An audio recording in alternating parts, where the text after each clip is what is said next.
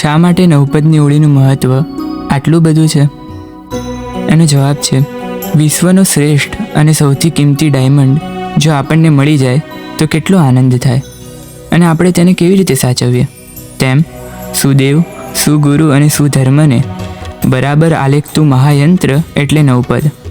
આ તત્વત્રય એટલે આધ્યાત્મિક જગતની સૌથી ટોચની વસ્તુ, અને તે મળ્યાનો આનંદ એટલો હોય કે ધન્યોસ્મી ધન્યોસ્મી કૃત પુણ્યોસ્મી ના નારા લગાવતા સાધક નાચી ઉઠે. કારણ આનંદ શરીરમાં સમાતો જ ના હોય. માટે કિંમતી રત્નની જેમ બહુમૂલ્ય તત્વત્રયને પૂજવા, તેની આરાધના કરવાની તક મળતી હોય તો વ્યક્તિને નવપદની ઓળીનું મહત્ત્વ 100% સમજાય. જેમ તીર્થાધિરાજ શત્રુંજય શાશ્વતો છે, તેમ નવપદની ઓળી શાશ્વતી કહેવાય છે. માટે તેનું મહત્ત્વ પણ શાશ્વતું છે.